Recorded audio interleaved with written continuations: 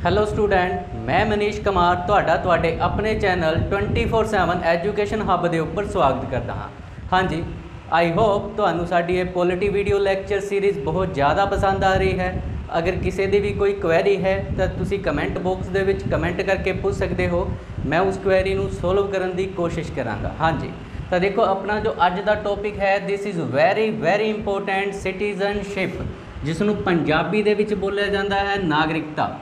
तो इस टॉपिक नू करन तो बाद तुहाडे माइंड दे विच एक भी कन्फ्यूजन या एक भी डाउट नहीं रहेगा।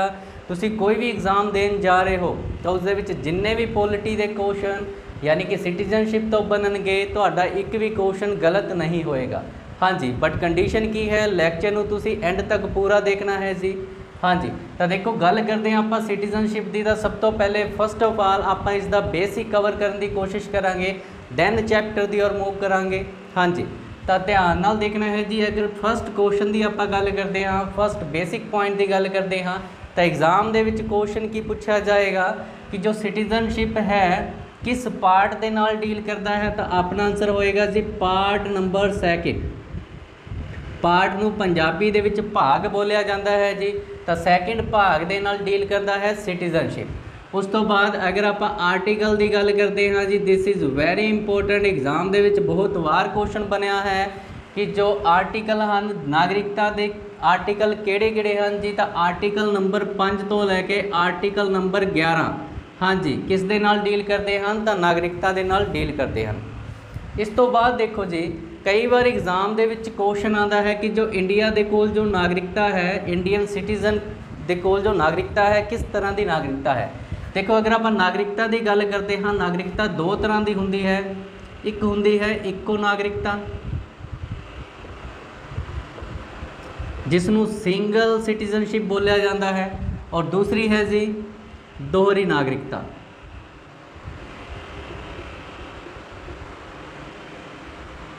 जिसनू ड्यूल सिटीजनशिप बोलिया जाता है जी।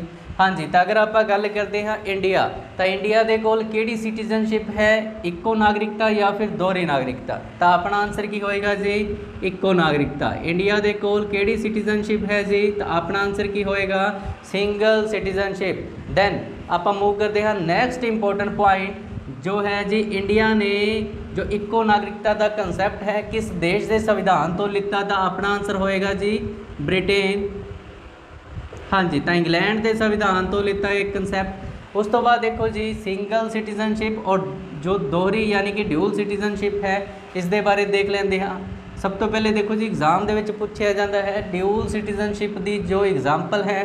तो हाँ जी, जो USA कंट्री है इस दे विच केड़ी सिटीजनशिप है, तो ड्यूल सिटीजनशिप है। देखो जी सिंगल और ड्यूल दे विच डिफरेंस की होंदा है।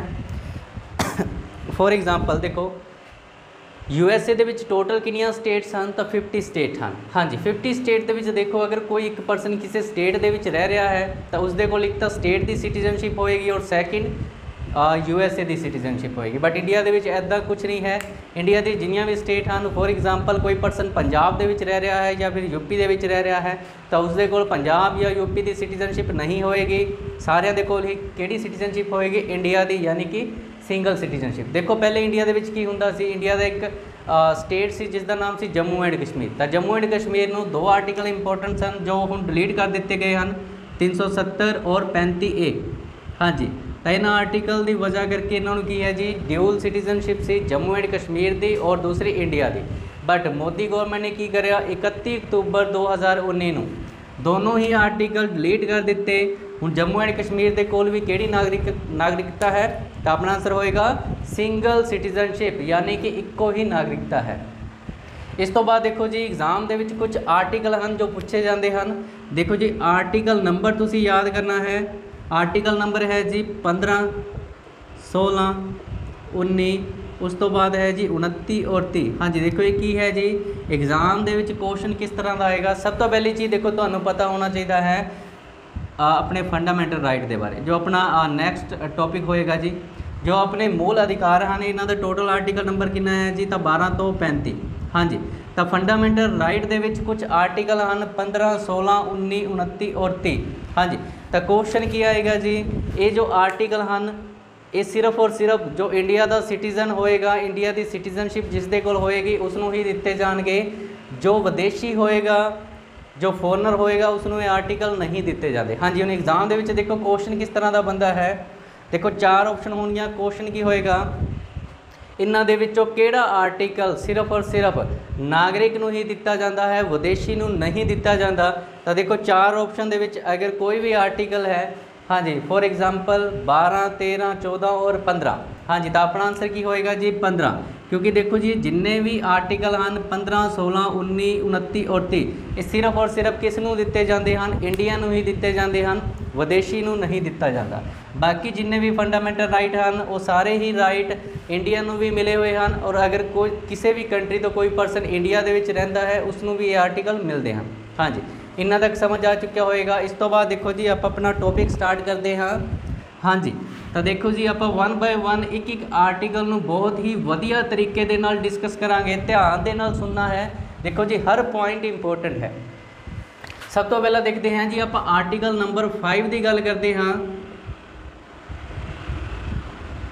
हाँ जी, तो देखो आर्टिकल नूं पंजाबी दे विच अनुच्छेद बोलिया जाता है। हाँ जी, आई होप तुहानूं सारिआं नूं पता होएगा। देखो जी आर्टिकल नंबर 5 किस दा जिक्र करता है, तुहानूं सब तो पहले इस चीज़ का पता होना चाहिए है 26 जनवरी 1950, यानी कि जिस दिन की होया संविधान लागू होया। तो ध्यान नाल देखो एक एक चीज़ इंपोर्टेंट है, क्योंकि जिन्ने भी आर्टिकल हैं बहुत थोड़ा थोड़ा डिफरेंस है, तो वही डिफरेंस तुहानूं पता होना चाहिए है। एग्जाम दे विच देखो जो क्वेश्चन आते हैं। हाँ जी, तो देखो जी आर्टिकल नंबर 5 की अगर गल करते हाँ तो 5 दे विच की दिता होया है 26 जनवरी 1950, यानी कि जिस दिन संविधान लागू होया उस दिन जो उत्थों के नागरिक सन उन्होंने नागरिकता किस आधार पर दी जा सकती सी। हाँ जी, तो इस दे विच देखो जी 3 इंपोर्टेंट पॉइंट हैं जो तुहानूं पता होने चाहिए हैं, जिस तो एग्जाम दे विच क्वेश्चन बनता है। देखो सब तो पहला पॉइंट, हाँ जी, कि जो परसन है उसका जो जन्म है, जन्म कित्ते होया होए, भारत दे विच होया होए।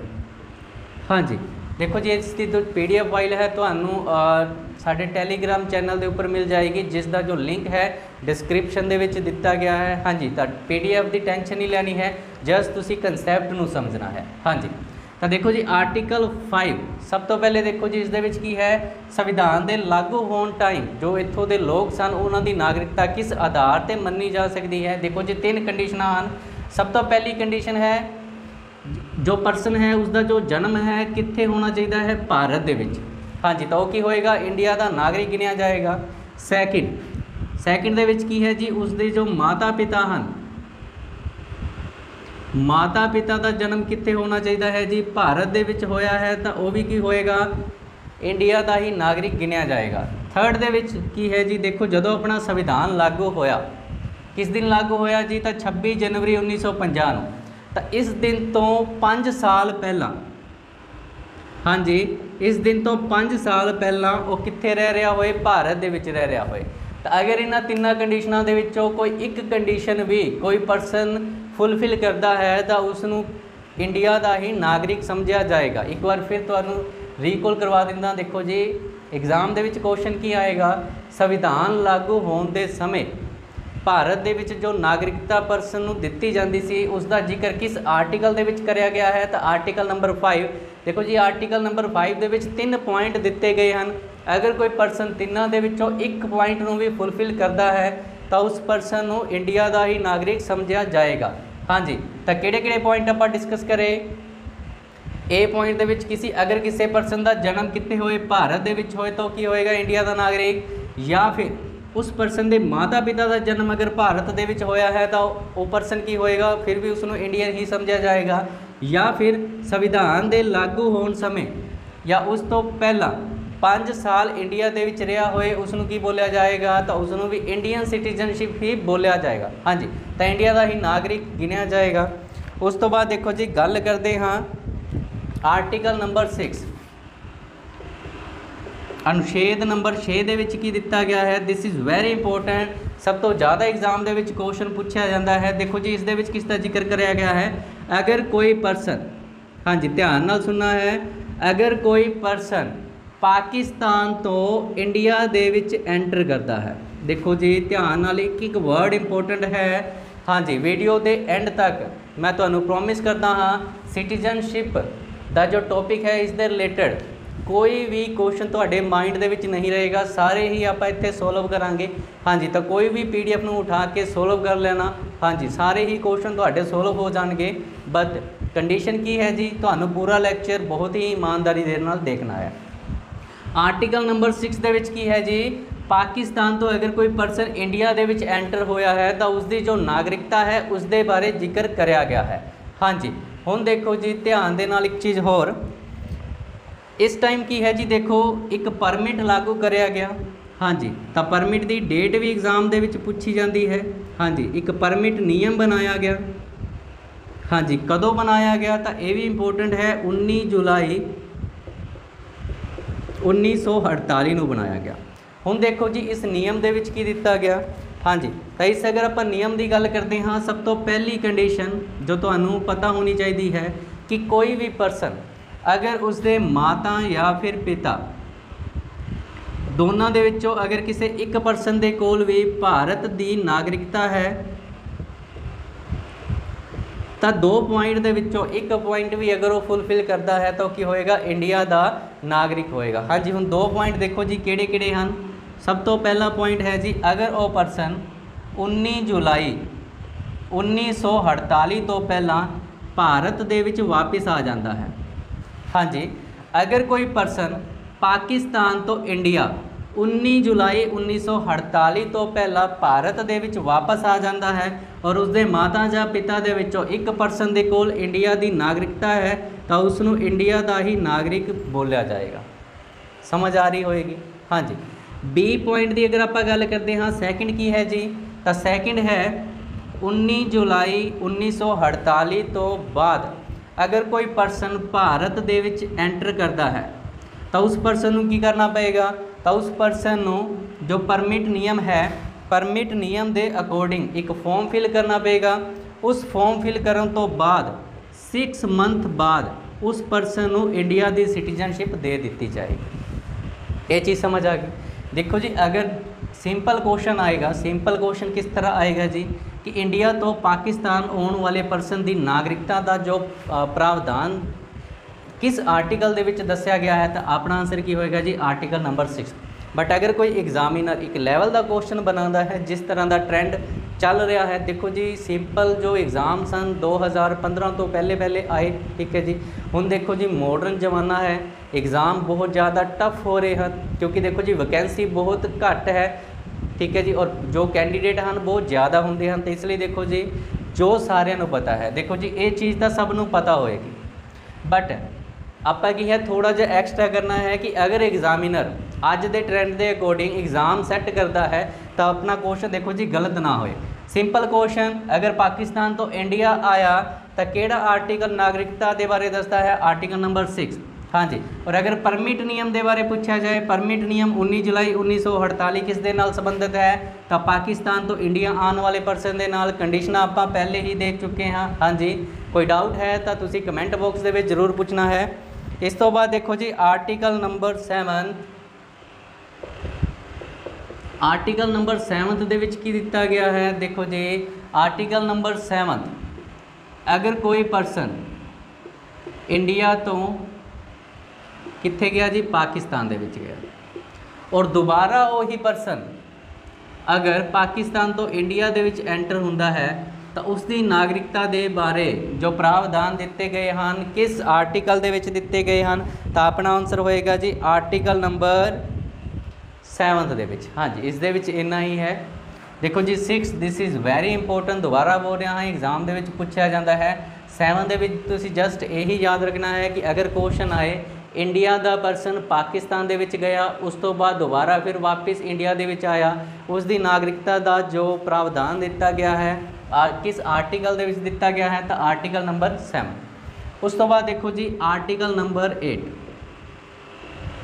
ਦੇਖੋ ਜੀ PDF ਦੀ ਟੈਨਸ਼ਨ ਨਹੀਂ ਲੈਣੀ ਹੈ ਕਿਸੇ ਨੇ ਵੀ, PDF ਤੁਹਾਨੂੰ ਸਾਡੇ ਟੈਲੀਗ੍ਰਾਮ ਚੈਨਲ ਦੇ ਵਿੱਚ ਪ੍ਰੋਵਾਈਡ ਕਰਵਾ ਦਿੱਤੀ ਜਾਏਗੀ।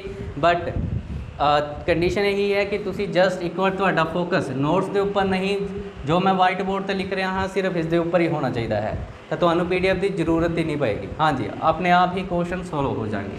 Article number 8 again it's very important. हाँ जी, देखो इस दे विच की बोलिया गया है, अगर कोई बच्चा, हाँ जी कोई बच्चा है वो कित्थे रह रहा है, विदेश दे विच रह रहा है।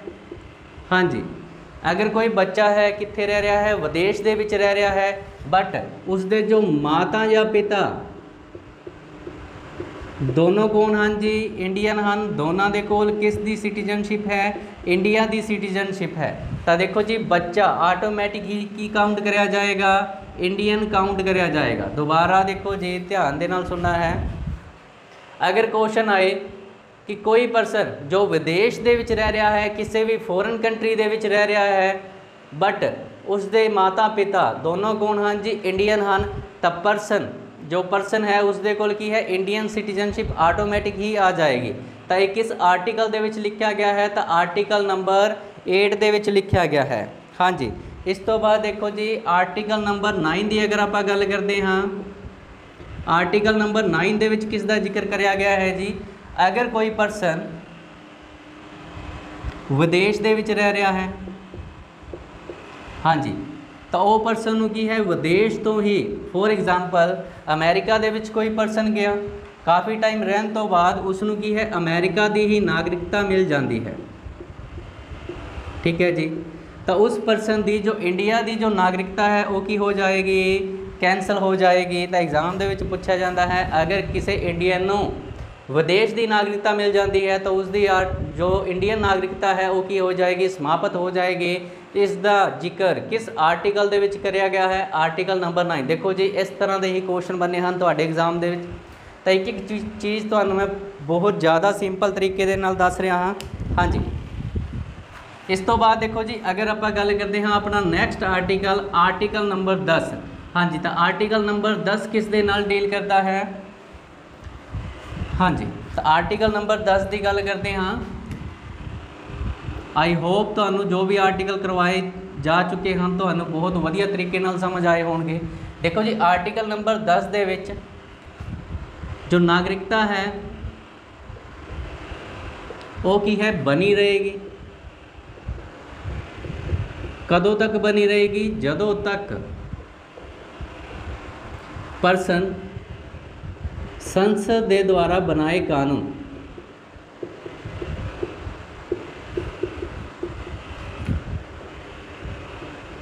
की उल्लंघना नहीं करता।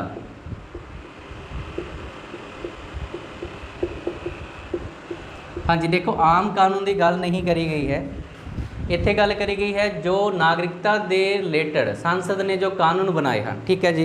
हाँ जी, देखो जी आर्टिकल नंबर 10 दे विच की है कि नागरिकता बनी रहेगी, कदों तक बनी रहेगी, जदों तक कि संसद के द्वारा बनाए गए कानून की उल्लंघना नहीं करता। हाँ जी, देखो जी ऐदा नहीं है कि किसी परसन की भी नागरिकता या सिटीजनशिप नूं थोड़े जे प्रोसैस के नाल ही खत्म कर दिता जाए, तो ऐदा नहीं होंदा है।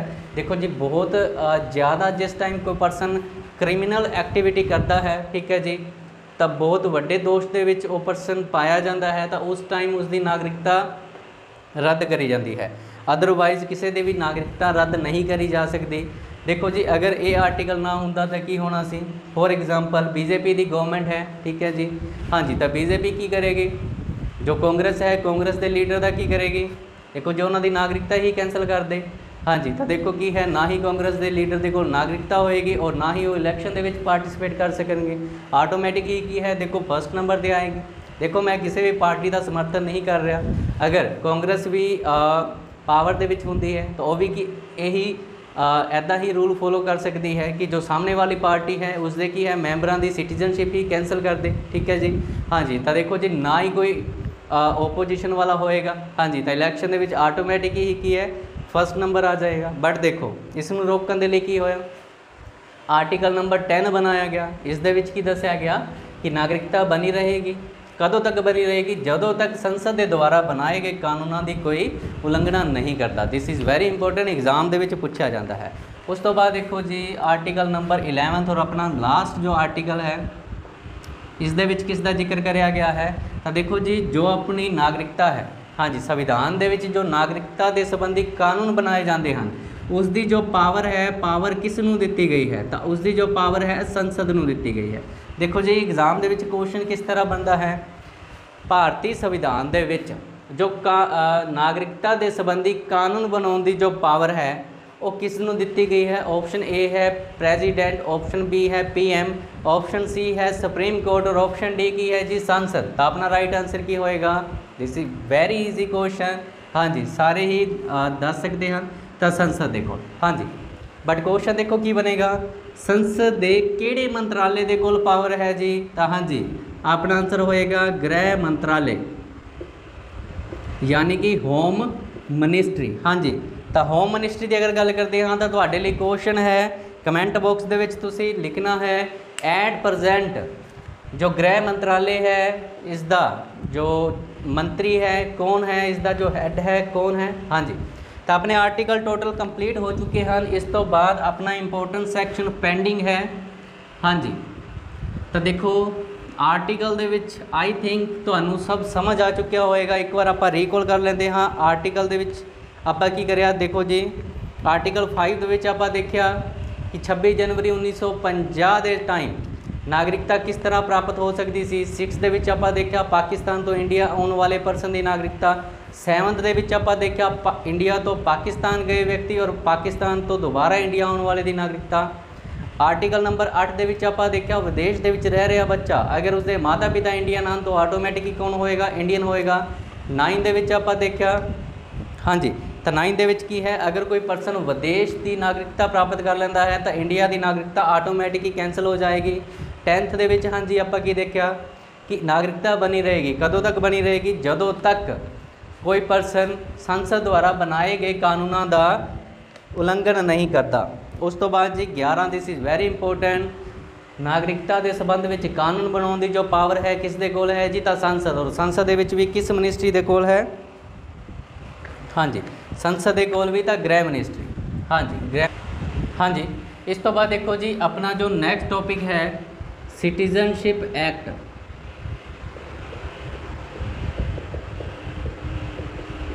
जिसनों नागरिकता एक्ट बोलिया जाता है।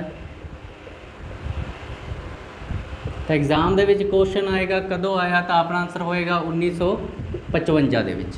हाँ जी बहुत बार पूछा गया है। इस एक्ट के अंडर बहुत सारे प्रोविजन दिते गए हैं किस तरह कोई परसन इंडिया की सिटीजनशिप को ग्रहण कर सकता है और किस तरह सिटीजनशिप का लॉस कर सकता है, गवा सकता है। वो सब कुछ किस दे विच लिखा गया है, सिटीजनशिप एक्ट 1955 दे विच। हाँ जी तो एग्जाम दे विच क्वेश्चन बनता है कि कोई परसन अपनी सिटीजनशिप को किस तरह ले सकता है या अपनी सिटीजनशिप को किस तरह गवा सकता है। ये सब कुछ कित्थे लिखा गया है, तो नागरिकता एक्ट 1955 दे विच। हाँ जी सब तो पहला देखो क्वेश्चन की आएगा कि नागरिकता एक्ट 1955 नूं कदों कदों अमेंड कराया गया, क्योंकि देखो कोई भी चीज़ अपने आप में परफेक्ट नहीं होंगी, टाइम के नाल नाल उस दे विच चेंजिस करने जरूरी हैं।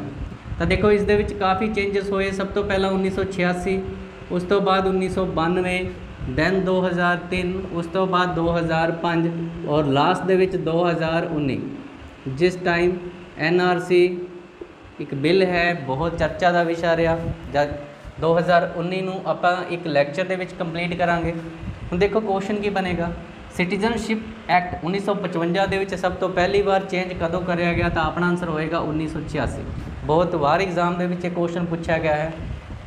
उस तो बाद देखो एग्जाम दे विच क्वेश्चन की आएगा कि जो नागरिकता एक्ट 1955 है इस दे जरिए किन्ने प्रकार दे नाल नागरिकता मिल सकती है, तो अपना आंसर की होएगा जी 5 प्रकार के नाल।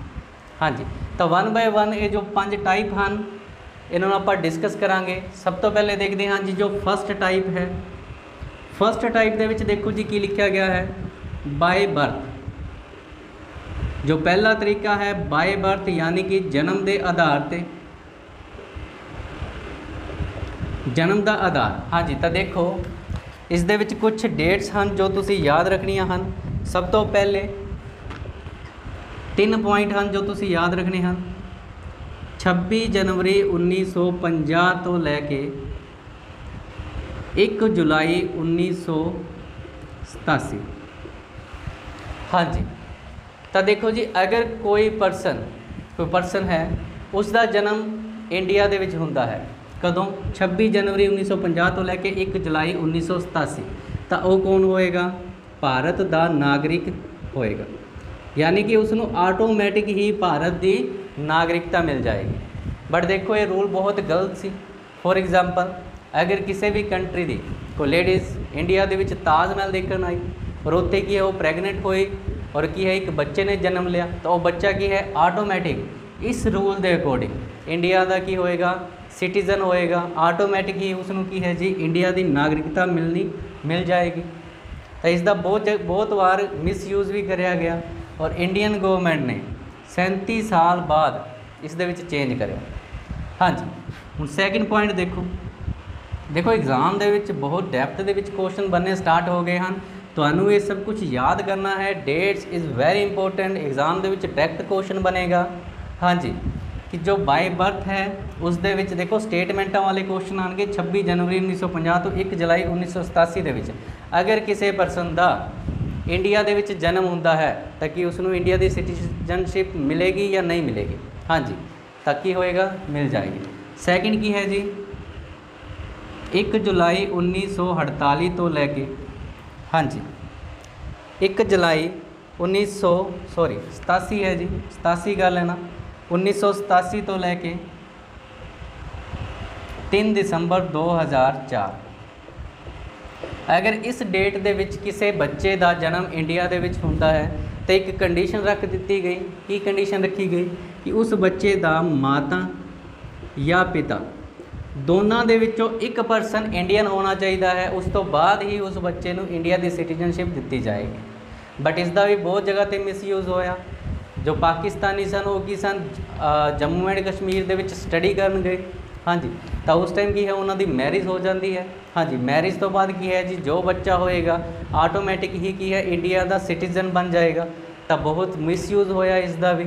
हाँ जी थर्ड अगर आप गल करते हैं जी 3 दिसंबर 2004 तो हुण तक अगर किसी बच्चे का इंडिया दे विच जन्म होंदा है तो उसके माता और पिता दोनों ही की होने चाहिए हैं इंडिया के नागरिक होने चाहिए हैं। उस तो बाद ही बच्चे नूं की है इंडिया की सिटीजनशिप मिलेगी। सैकेंड है जी बाय डिसेंट वंश के आधार पर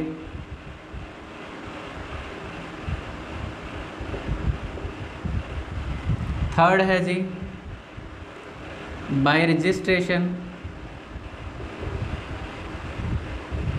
यानी कि पंजीकरण के आधार पर।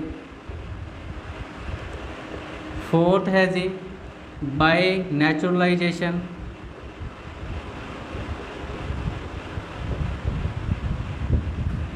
देशीकरण के आधार पर। फिफ्थ है जी इनकॉर्पोरेशन ऑफ टेरिटरी। इसका मतलब है कि अगर किसी भी एरिए के ऊपर इंडिया कब्जा कर लेंदा है हाँ जी तो उत्थों के नागरिकों को की है इंडियन समझा जाएगा। हुण देखो जी सैकेंड जी बाय डिसेंट का मतलब हुंदा है। बाय डिसेंट का मतलब की हुंदा है जी देखो डिसेंट का मतलब ही हुंदा है विदेशी। हाँ जी विदेश। तो देखो जी अगर किसी परसन का जन्म विदेश के विच हुंदा है और उसके माता और पिता दोनों ही कौन होंदे हैं इंडियंस होंदे हैं तो ऑटोमैटिक ही की होएगा इंडियन सिटीजन होएगा। उस तो बाद देखो जी थर्ड है बाय रजिस्ट्रेशन। हाँ जी दिस इज़ वेरी इंपॉर्टेंट।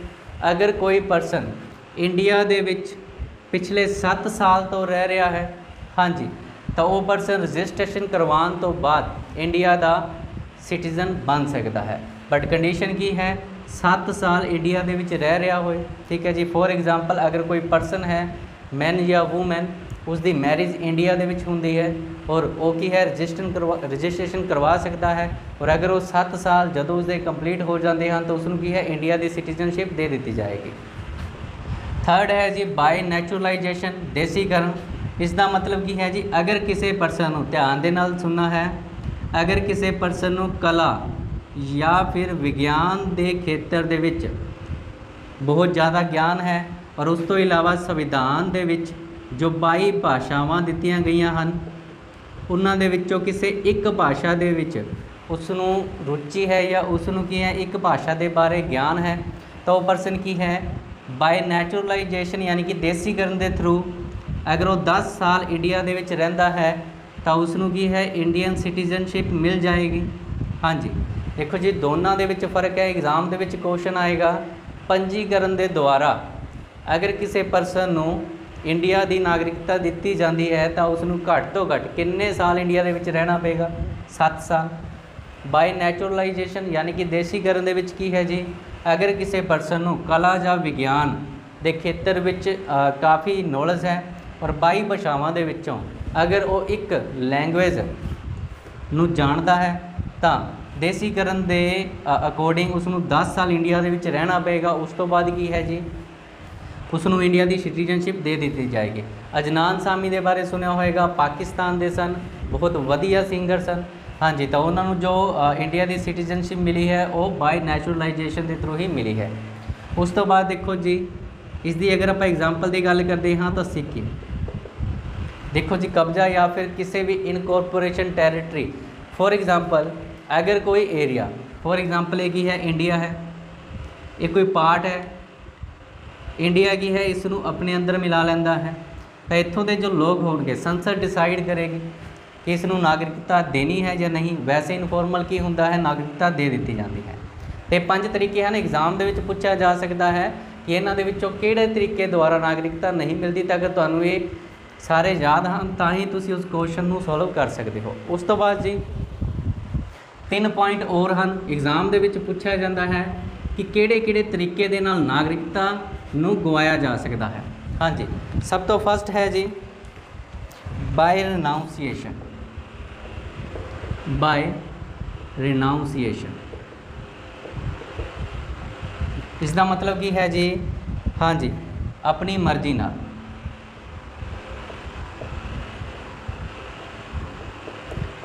अगर कोई परसन अपनी मर्जी दे नाल इंडियन सिटीजनशिप नू की करता है छड़ दिंदा है तो उसकी जो इंडियन सिटीजनशिप है वो की है ख़त्म हो जाएगी। एक तो ये तरीका है। दूसरे तरीके की अगर आप गल करते हैं बाय टर्मीनेशन संसद द्वारा की है उसकी जो इंडियन सिटीजनशिप है उसनू की कर दिता जाएगा टर्मीनेट कर दिता जाएगा यानी कि ख़त्म। हाँ जी इस दे विच की है ध्यान नाल देखना है जी। फॉर एग्जाम्पल अगर कोई परसन विदेश दे विच गया काफ़ी टाइम उत्थे रहन तो बाद उस परसन नू इंडिया की सिटीजनशिप मिल जाती है तो उस परसन की इंडिया की जो सिटीजनशिप है संसद की कर देगी टर्मीनेट कर देगी ख़त्म कर देगी। इसकी एग्जाम्पल की है अक्षय कुमार। हाँ जी तो अक्षय कुमार के कोल की है कैनेडा की सिटीजनशिप है और इंडिया की सिटीजनशिप की है ऑटोमैटिक ही बाय टर्मीनेशन संसद द्वारा की है ख़त्म कर दी गई है। थर्ड अगर आप गल करते हैं तो थर्ड पॉइंट है बाय डेप्रीवेशन।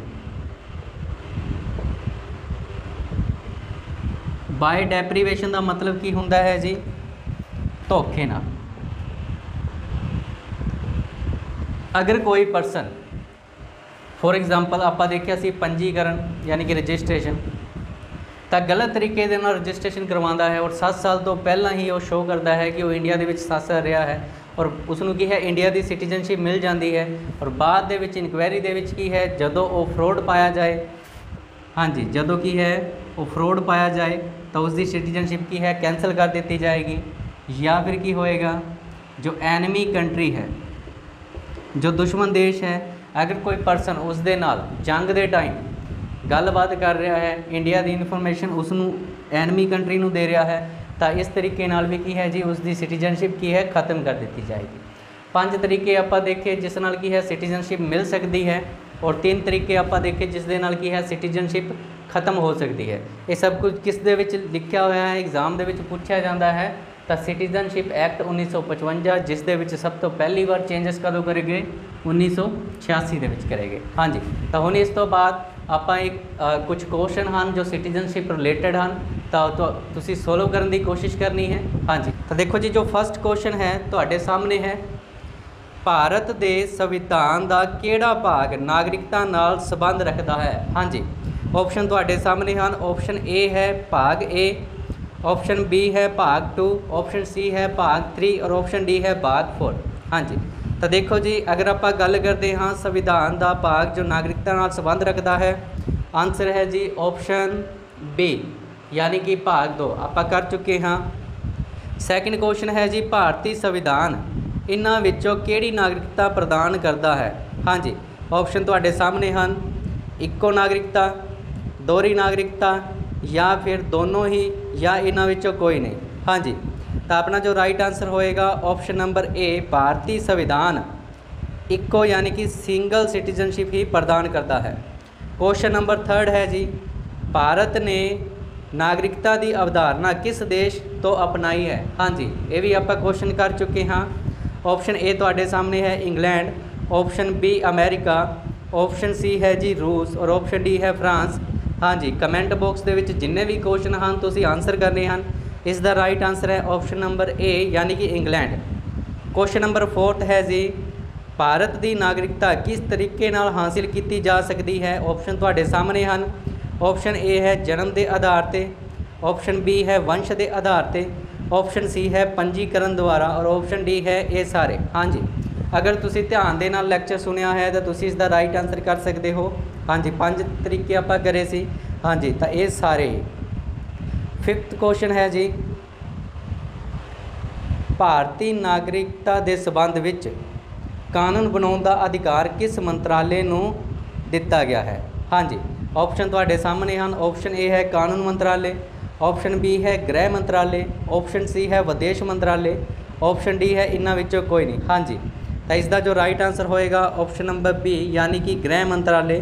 हाँ जी, और अगर आर्टिकल नंबर पूछा जाए तो आर्टिकल नंबर कितना है जी? 11 के विच संसद नूं पावर है नागरिकता ते कानून बनाउण दी। क्वेश्चन नंबर 6 है जी, पाकिस्तान तो भारत आए व्यक्ति की नागरिकता का प्रावधान किस अनुच्छेद विच किया गया है? हाँ जी, 4 ऑप्शन तुहाडे सामने हैं। हाँ जी, आई होप सारे ही राइट आंसर दे रहे होंगे। ऑप्शन ए है अनुच्छेद 5, ऑप्शन बी है अनुच्छेद 6, ऑप्शन सी है अनुच्छेद 7 और ऑप्शन डी है अनुच्छेद 8। हाँ जी, तो जो राइट आंसर है अपना ऑप्शन नंबर बी अनुच्छेद 6। हाँ जी, नेक्स्ट क्वेश्चन है जी, नागरिकता एक्ट 1955 विच पहली बार सुधार कदों कराया गया? हाँ जी, इस दे विच पहली बार कर लेना, पहली बार सुधार कदों कराया गया? तो ऑप्शन तुहाडे सामने हैं। ऑप्शन ए है 1960, ऑप्शन बी 1975, ऑप्शन सी 1986 और ऑप्शन डी है 1992। हाँ जी, तो इसका जो राइट आंसर है ऑप्शन सी 1986 के विच कराया गया पहली बार। हाँ जी, 8th नंबर क्वेश्चन है जी, किन्ने साल देश तो बाहर रहने कारण भारत की नागरिकता समाप्त हो जाती है? This is very important question. Option तुहाडे सामने हैं। हाँ जी, जिन्ने भी क्वेश्चन तुहानूं करवाए जा रहे हैं तुसीं कमेंट बॉक्स के विच इन्हां दा आंसर जरूर करना है। ऑप्शन ए है 3, ऑप्शन बी है 5, ऑप्शन सी है 7 और ऑप्शन डी है 9। इसका जो राइट आंसर है ऑप्शन सी 7। क्वेश्चन नंबर 9 है जी, इन्हां विचों किहड़ा अधिकार विदेशियां नूं मिल सकता है? हाँ जी, थोड़ा जिहा करैक्ट कर लेना है, मिल सकता है, तुसीं इसका आंसर देना है अनुच्छेद 15, ऑप्शन बी है अनुच्छेद 16, ऑप्शन सी है अनुच्छेद 19 और ऑप्शन डी है अनुच्छेद 20। हाँ जी, क्वेश्चन की है जी, दोबारा मैं तुहानूं पढ़ के दस रहा हाँ, इन्हां विचों किहड़ा अधिकार विदेशियां नूं मिल सकता है? तो हाँ जी, अपना जो राइट आंसर होएगा ऑप्शन नंबर डी यानी कि अनुच्छेद 20। हाँ जी, आप कराया सी अनुच्छेद 15, 16, 19 और 29 और 23 सिर्फ और सिर्फ इंडियंस नूं ही मिल सकते हैं। अपना अज का लास्ट क्वेश्चन है क्वेश्चन नंबर 10, भारतीय संविधान में नागरिकता संबंधी किहड़ा अनुच्छेद मेल नहीं खाता? हाँ जी, तो तुहानूं पता होना चाहिए है आर्टिकल नंबर 5 तो 11 किसका जिक्र करते हैं? इंडियन सिटीजनशिप का जिक्र करते हैं। ऑप्शन तुहाडे सामने है। हाँ जी, ऑप्शन ए है अनुच्छेद 4, ऑप्शन बी है अनुच्छेद 5, ऑप्शन सी है अनुच्छेद 6 और ऑप्शन डी है अनुच्छेद 7। हाँ जी, तो अपना जो राइट आंसर होएगा ऑप्शन नंबर ए अनुच्छेद 4 भारतीय नागरिकता नाल संबंध नहीं रखता। हाँ जी, 5 तो 11 आर्टिकल हैं भारतीय नागरिकता के। हाँ जी, आई होप कि तुहानूं अज दा लैक्चर बहुत ज़्यादा पसंद आया होएगा। अगर कोई भी तुसी पंजाब का एग्जाम देन जाते हो, नागरिकता यानी कि सिटीजनशिप के उपर अगर क्वेश्चन आता है तो मैं तुहानूं प्रॉमिस करता हाँ, अगर तुसी इस लैक्चर नूं ईमानदारी दे नाल देखिया है और इसके नोट्स बना के रिवाइज़ करोगे तो तुहाडा क्वेश्चन गलत नहीं होएगा।